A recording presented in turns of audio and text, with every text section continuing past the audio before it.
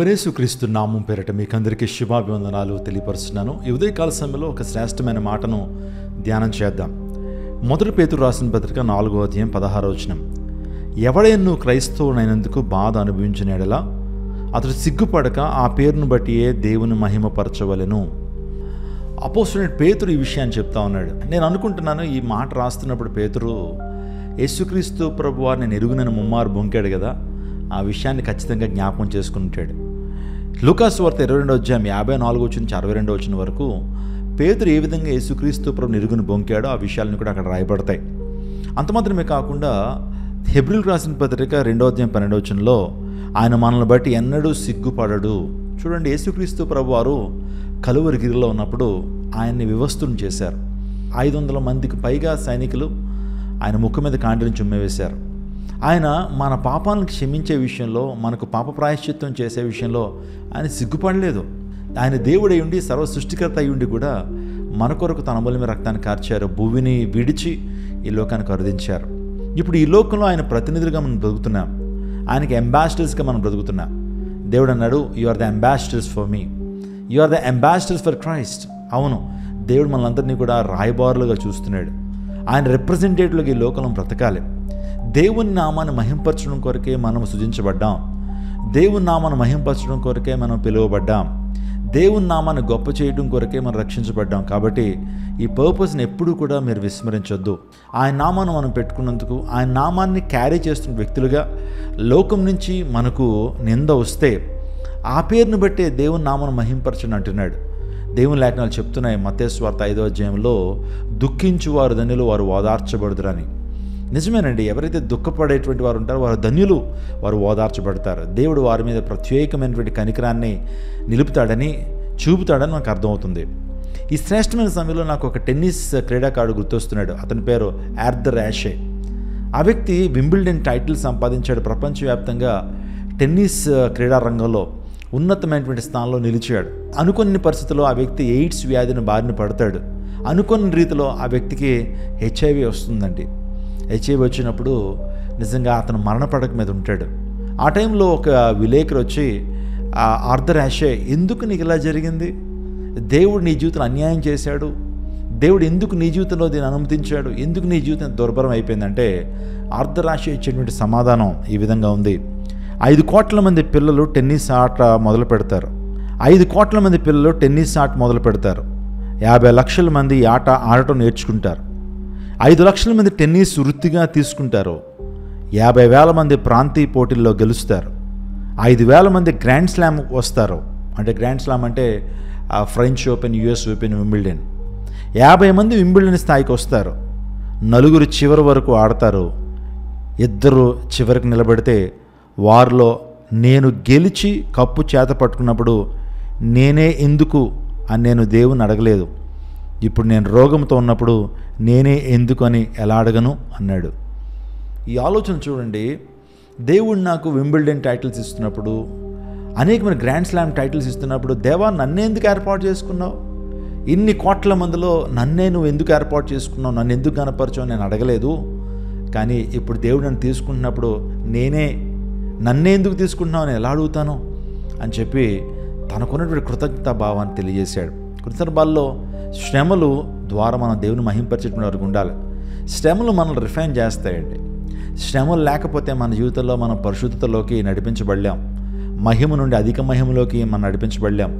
శ్రమలు మనం పరీక్షిస్తుంటాయి. శ్రమలు మనల్ని రిఫైన్ చేస్తుంటాయి. శ్రమలు రెండంతల దీవెన పొందుకునేలా చేస్తాయి. కాబట్టి ఎవరైనా సరే క్రీస్తు ప్రభు నమ్ముకున్నందుకు మీకు ఏదైనా శ్రమ వచ్చిందా, నిందొచ్చిందా, దాన్ని బట్టి దుఃఖించద్దు. కానీ దాన్ని బట్టే, ఆ పేరును బట్టే ప్రభు నామను మహింపరచండి. దేవుడు మనం విడిచిపెట్టండి. మనుషులు మనం విడిచిపెడతారండి. మనుషుల ఆదరణ తాత్కాలికమే.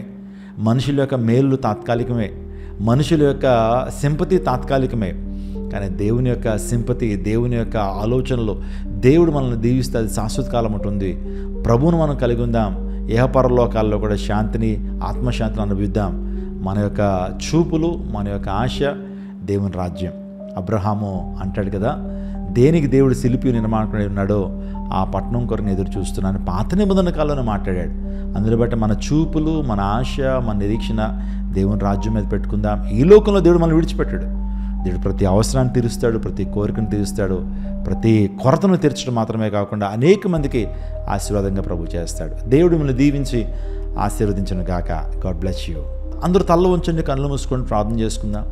సకలాశీర్వాదమునకు కారణభూతుడైన మా ప్రభువా, ఈ శ్రేష్టమైన సమయంలో నాయన అనుదిన ధ్యానాల్లో ప్రభు మీరు మాతో మాట్లాడేందుకు స్తోత్రం. పేతురు ద్వారా మీరు మాతో మాట్లాడారు ప్రభువా. నీ ద్వారా మేము ఒకవేళ నింద అనుభవిస్తే, నీ నామాన్ని ధరించినటువంటి మేము ఈ లోకంలో నింద అనుభవిస్తే ఆ పేరును బట్టే సంతోషించండి, ఆ పేరును బట్టే దేవునికి మహిమ తీసుకురమ్మని పేతురు ద్వారా మేము హెచ్చరింపబడుతున్నా.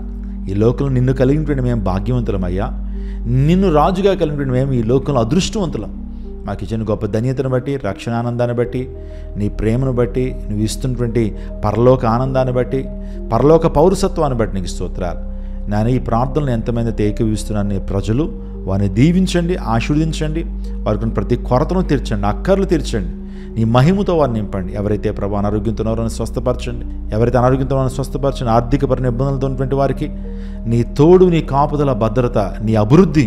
ఎవరైతే ఆర్థికపరమైన ఇబ్బందులతో ఉన్నారో వారి జీవితంలో ఆర్థికపరమైన సమస్యల నుంచి పరిష్కారం ఇవ్వండి. ఎగ్జామ్స్ రాస్తున్నటువంటి వారికి చక్కటి ఉత్తీర్ణత అనుగ్రహించండి. నీ మహిమతో ప్రభావంతో నింపండి. ప్రతి ఒక్కరిని మీరు దీవించండి తండ్రి.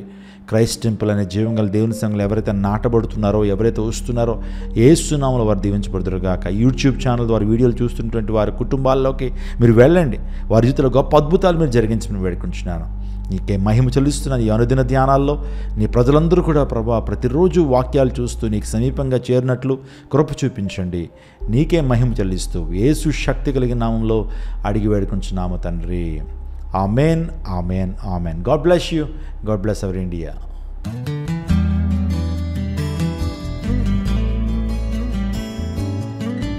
ప్రభువైన యేసుక్రీస్తు నామం పేరిట మీకు అందరికీ శుభాభివందనాలు తెలియపరుస్తున్నాను.